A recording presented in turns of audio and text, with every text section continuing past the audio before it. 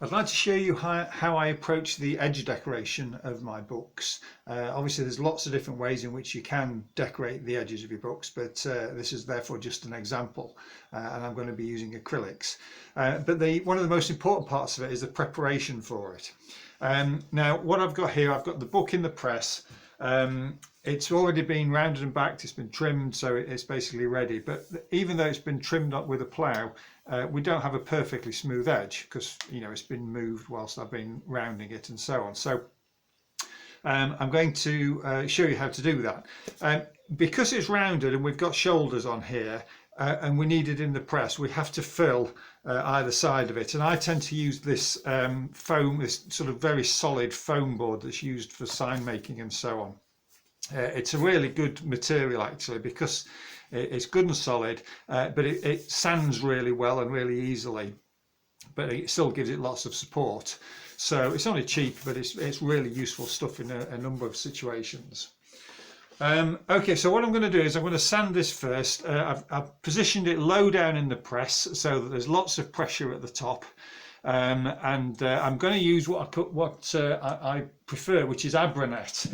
Now Abranet is this material, which is it's an abrasive sheet, sort of cloth I suppose, but on the back of it it's got a sort of Velcro kind of fastening, and the block that comes with it allows you just to pop it on like that. It's really useful stuff. I much prefer it to sandpaper. It doesn't clog anywhere near as badly as sandpaper and it comes in lots of different grit sizes.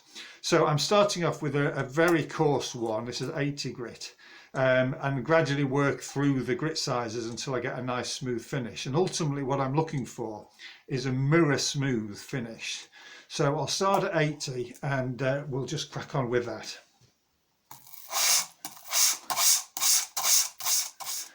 As I do this, I regularly just go down to eye level and check firstly that it's still flat and I'm not sanding it at an angle, and you can also see whether there are any dips in it.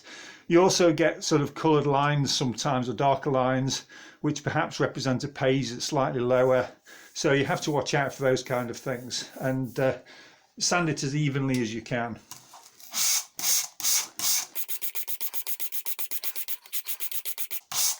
I always sand along the grain of the paper, not side to side, because we need a good, straight, level surface. The 80 grit does take off quite a bit. It's a very coarse abrasive, so any unevenness and so on does tend to come out quite quickly.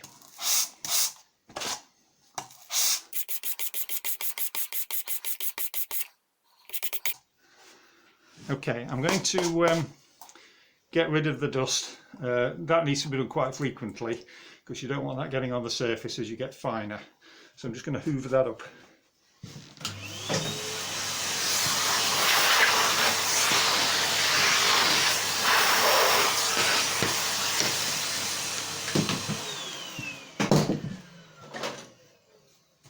Also brush off the surface between changing the grits.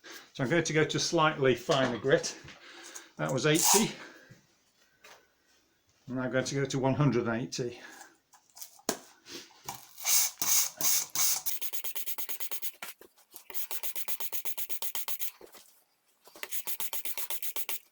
Brush it off. The next grit is 240. And we go with 320. This is 400. We've got 600.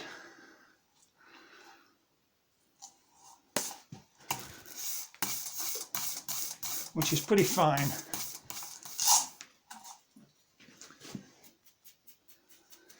I'm just going to look along that. And yeah, we're getting from certain angles with light in front of it, you can see it is pretty much a glassy finish actually. You can go further. You can get 1,000, 2,000, even 4,000 grit. This is more of a foam than a piece of cloth, but it does work very well. So just to finish it off, I'm just going to give it a quick polish really. with a 1000 grit. You don't necessarily need to do this, depending on what you're doing with the surface. If you were gilding it, this would be quite important. But for painting it, which is what I'm going to do, that's fine. Yeah, so I'm happy with that. When you look at it from the end, at eye level, it's a lovely glassy surface. Okay. So before I can do any decoration, the first thing I'm going to do is size this. It's not always necessary, it depends very much on the paper actually, but just to be on the safe side, to avoid the possibility of ink or paint soaking into the pages a little bit, I just want to seal it, and I'm sealing it with basically very, very dilute paste and water mix. So it's a paste wash really. So just brush that on. Make sure it's evenly spread. Yeah. And I'm now going to leave that for 15 minutes or so to dry before I can apply the paint. So the size is now dried. I'm not going to touch this surface anymore because I don't want to get any grease on it. So I'm going to put down a base colour. Now I'm just using standard acrylic paint for this. I do often use acrylic inks actually, but they're much more transparent. So I want more of an opaque colour wash on this initially. So I'm going to be using this cadmium yellow acrylic. I've mixed it up just with a little bit of water just to dilute it just a little bit. And I'm just going to put a simple wash, colour wash on that surface like so.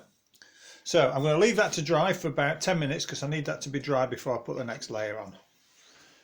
Okay, so that yellow is now dry, and now I'm going to add some additional colour onto it. So I'm going to use some cadmium red, again very slightly diluted, but the application on this is slightly different. I'm putting it on quite thickly and quite sort of patchily. Is that a word? Patchily? It is now. Okay. And whilst it's still wet, I'm going to dab this with a scrunched up piece of paper.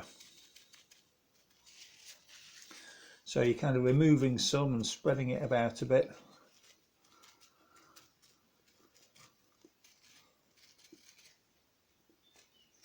Quite randomly really. There we go. Okay. And I'm now going to add an additional slightly darker red on top of that, so I can do that whilst it's still a little bit wet. So this is a slightly darker red, even more patchy. Now I'm applying it.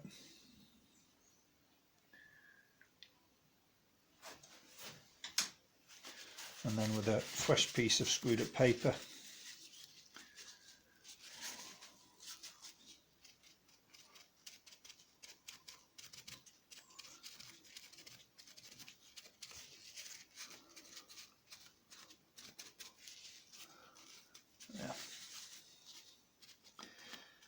any areas where there's any hard lines or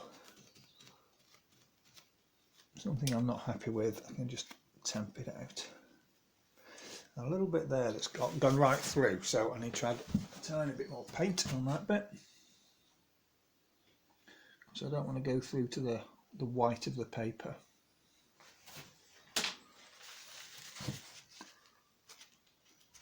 There we go.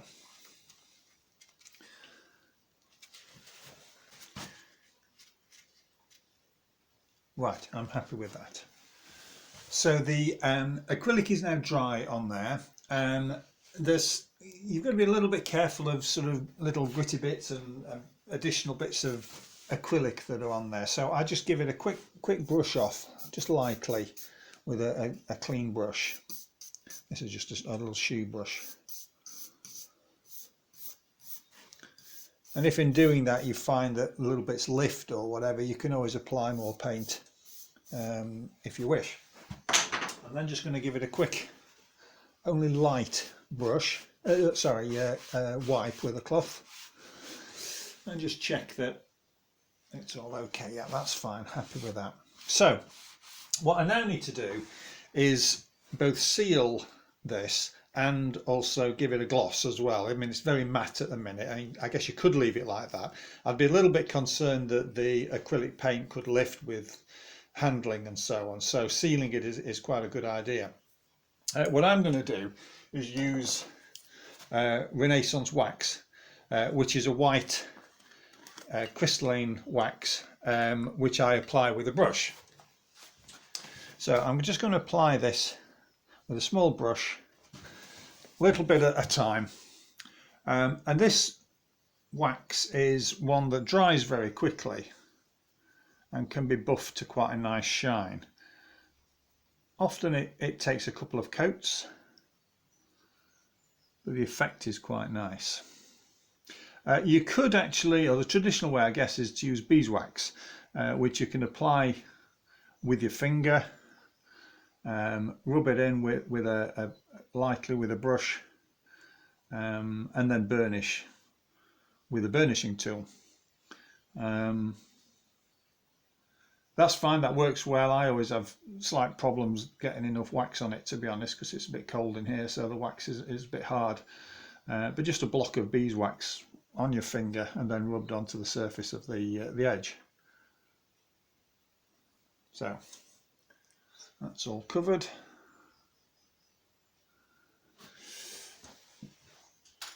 I'm just going to leave that just for 30 seconds or so to dry and to harden, and then I can burnish it or wipe it with a cloth. Give it a quick, well, polish, I suppose. You're burnishing it really, making it nice and shiny, taking off any excess. Start off quite gentle and then with a little bit more pressure.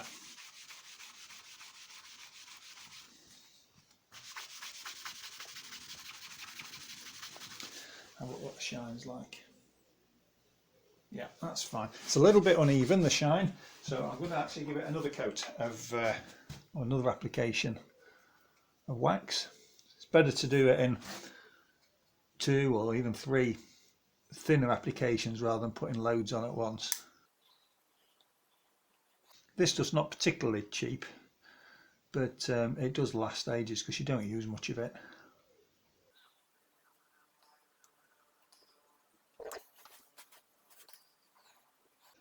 Okay, let that dry and then we can rub it down again. Okay, a last wipe over with a soft cloth.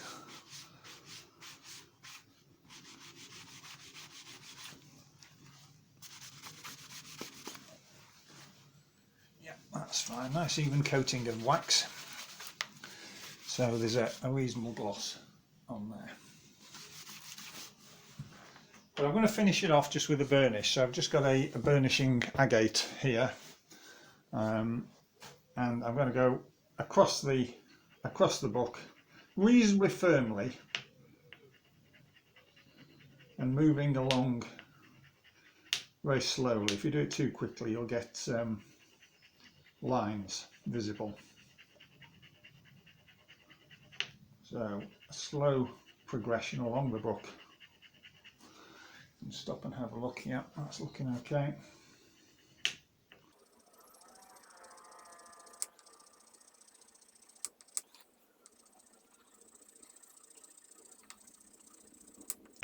All the way to the end. Yeah, that's okay. A little bit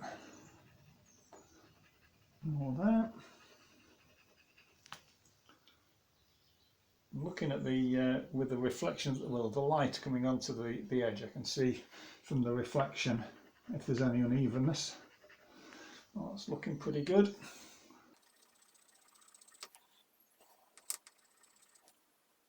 Yep, I'm happy with that. A final polish with that. So the decoration I've used here is not complicated, as you've seen. It's just 2 or 3 acrylics, and you can apply those however you wish. You could create a design, you know, a structured design or painting or whatever. Mine's been relatively random and patchy, but that's the look I was looking for. So the design is one thing, but the preparation and the finish on the edge is the critical point, really. So it doesn't matter how simple your design is, your preparation and your finish has to be great for design binding or whatever kind of binding that you're doing. I should say that the approach on the fore edge, which of course is rounded, is exactly the same. The only difference is when you're using your abranet or your sanding sheets to sand that down. I have a range of dowels and different sized tubes and so on that I can use, and I simply wrap my abranet around this like so, and then I can sand the fore edge like so, and again using the different range of grits of sanding material. Otherwise it's exactly the same process. So we can take this out of here. I'm using my backing press, but you can use a laying press of course. And there we have the edge. I'm just going to flex it to separate the pages.